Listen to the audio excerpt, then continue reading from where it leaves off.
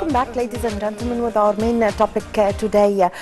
This week, President Abdel Fattah al-Sisi held bilateral talks with the visiting Saudi Crown Prince Mohammed bin Salman in Cairo. The talks have tackled bilateral relations as well as a number of regional and international issues. Both sides have signed more than 14 important agreements. To shed more light on this, we have the pleasure to have this phone with Dr. Youmn Hamaki, Professor of Economics. Good morning. Good morning. Dr. Hamaki, if you would like to comment on what are the major fields which the 14 agreements covered that was signed between Egypt and Saudi Arabia, and how do they reflect the strategic partnership with Egypt?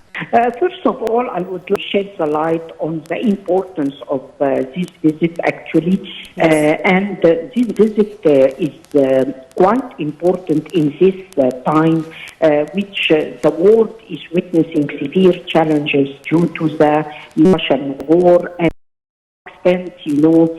our area, the Middle East and Arab economies are in the middle of such conflict.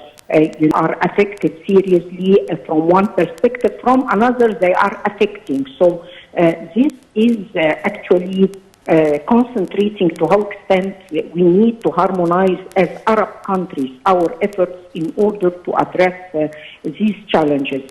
Our relations as Egypt with Saudi Arabia is quite a strategic relation long time ago, and we have been harmonizing during the last period to large extent, and this visit actually is gaining importance before the visit of the United States President Biden into the area and discussing, the challenge of confronting the area. We know quite well that, nowadays, politics and economics are two sides of one coin, which means that enhancing economic relations and enhancing the economic situation of the Arab world can play a significant role. Besides that, nowadays energy is playing a significant role in the world economy, and Saudi Arabia can be represented as a very major player in this side. And from another side, Egypt nowadays is playing a very important role for supplying gas into Europe, despite that it's not a considerable percentage, but it's still important due to the shortage of supply after the Ukrainian war. Yes. Here it comes that enhancing our economic relations, the two countries, we have several facts to start with. First is the relation, international trade relation. Still, this relation arriving to, $8 billion. We are importing as Egypt from Saudi Arabia with $6 billion and exporting with $2 billion. Still, this international trade relation still very minimal compared to the potentialities of enhancing, mutual relations and actually, what is going to stimulate the trade is investment. This is what you have mentioned at the beginning to comment on about the agreements that have been signed yesterday, 14 agreements specifying projects in renewable energy, in logistics, in pharmaceuticals, in food industries. All these actually are representing the requirement of investors from both sides to achieve profits from such projects. And actually, these projects are concentrating on potentialities of business between the two countries, which are huge, actually. When we talk about inter-investments, in petrochemicals, in pharmaceuticals. Still, what the agreements have concentrated on are still quite less than the potentialities, but they are quite promising as a beginning for 7.7 billion, and the plan is to reach $30 billion Saudi investment in Egypt. Yes. And this is quite going well with the potentialities, as I mentioned, of investment between the two countries. Yes. Dr. Hamaki, to what extent does these agreements, 14 agreements, boost Egypt's strategic plan for producing clean energy? Actually, this is quite important. It's not just for clean energy for Egypt, but it's for social security in the two countries. We all know that the two countries' youth are representing, the majority of population. And we know quite well that we have challenges regarding our youth, unemployment, unawareness. All these are challenges that need to be confronted.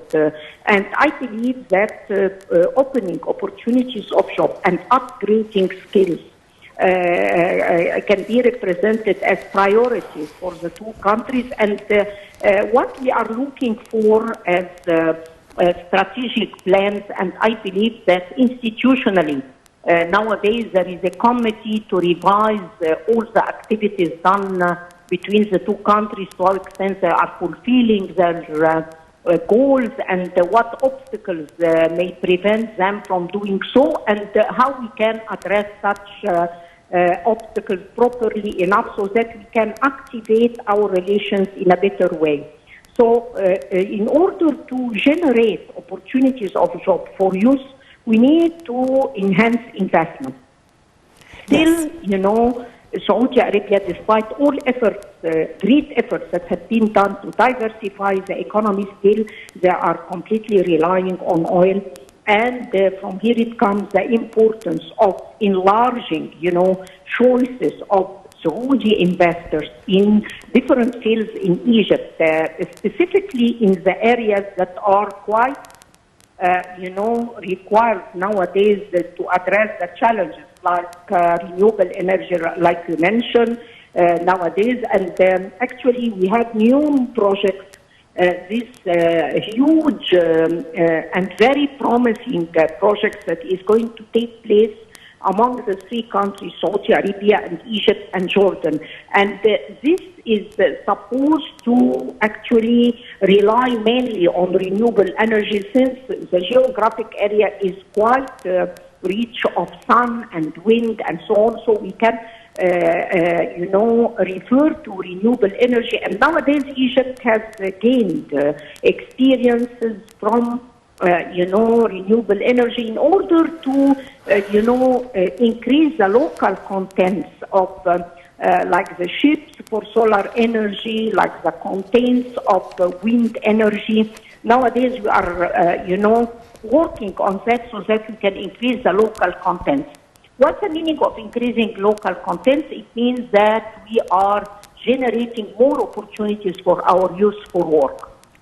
And this is what I'm talking about regarding social security. And we all know that sustainable development includes three dimensions: economic, social, and environmental. Yes. Dr. Hamaki, how does the newly announced state ownership policy document highlight Egypt's keenness in order to create equal opportunities, strengthen competition mechanisms, and empower the private sector?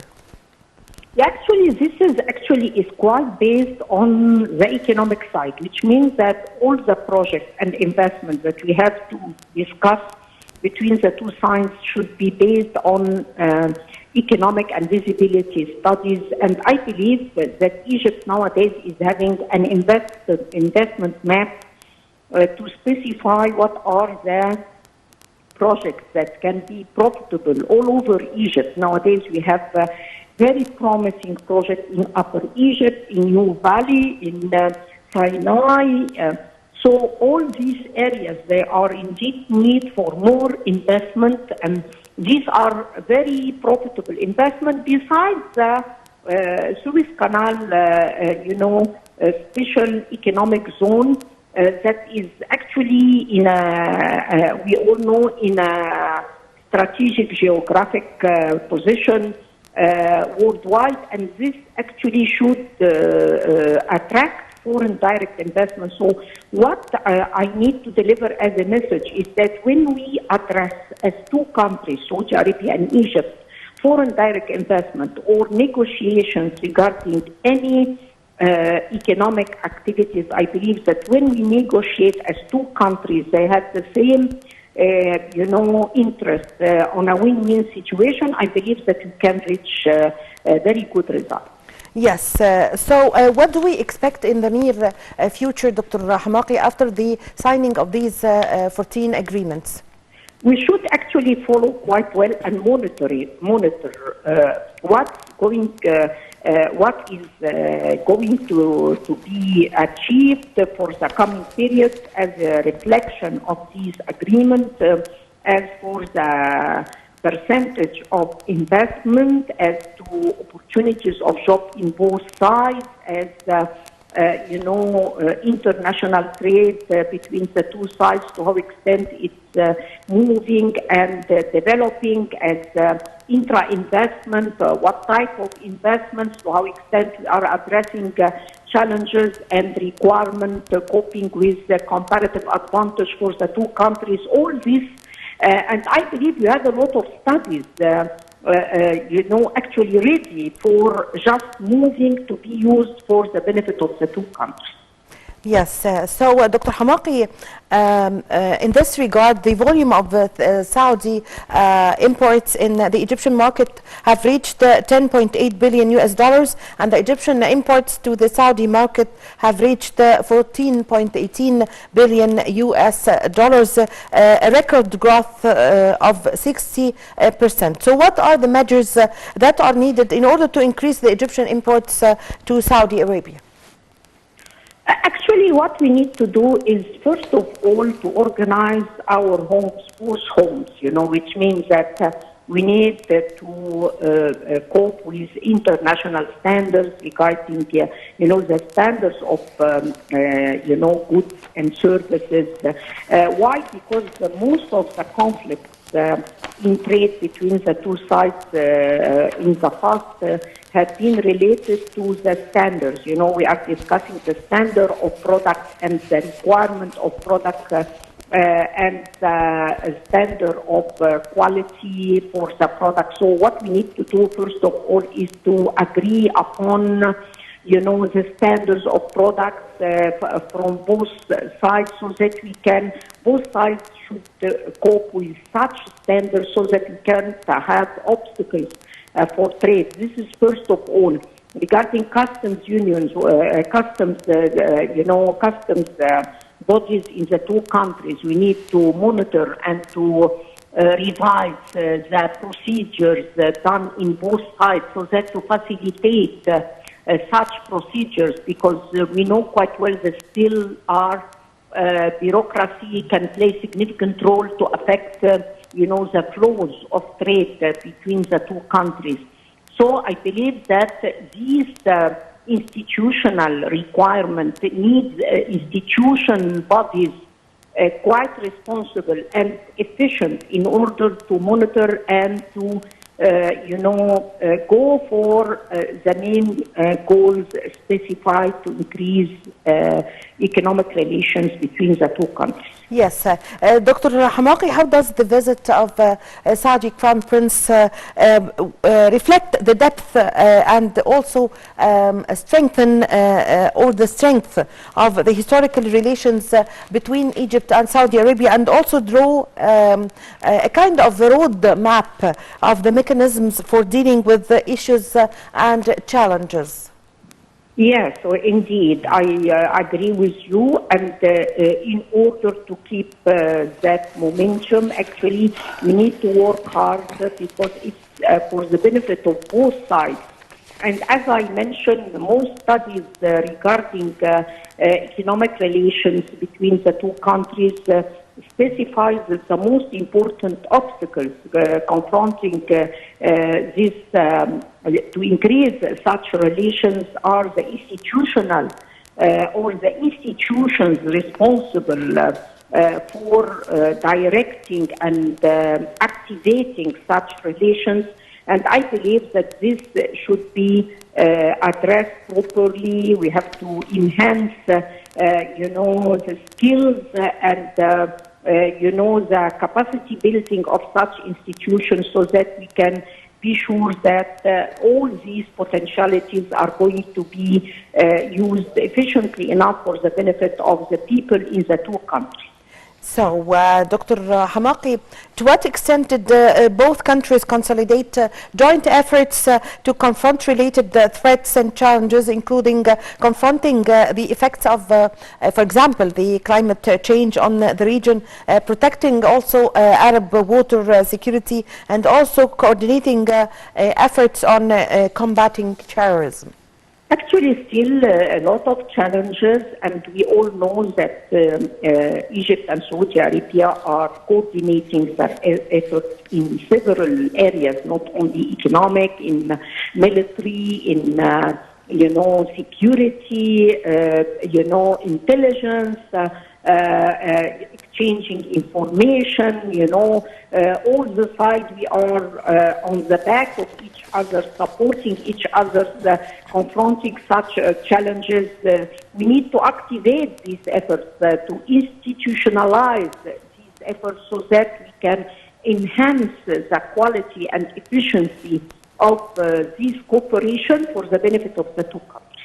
So, Dr. Hamaki, in your point of view, how can the private sector effectively make use of the Saudi investments in fields of tourism, transportation, health, telecommunication, agriculture, and also construction?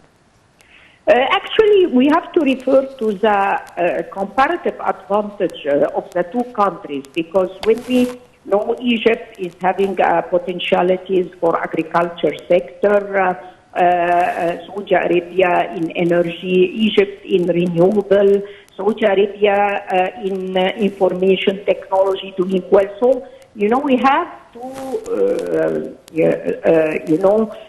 share comparative advantage and complete each other regarding the activities that may or the type of investments that can, increase the potentialities for the value chain to be extended from between the two countries for the benefit of, at the end, the competitiveness of the product from one perspective, from another, generating more opportunities of job for both countries. Besides, we have to address bureaucracy, corruption. All these are can be considered as obstacles that may affect the private sector. Yes, I thank you very much for your time. Thank you also for your valuable information, Dr. Youmn Hamaki, Professor of Economics. Well, I thank you very much for joining me in this segment, ladies and gentlemen. I leave you with my colleague Nashwa Rashid. I really had the pleasure to be with you during this segment. My name is Amal Mukhtar.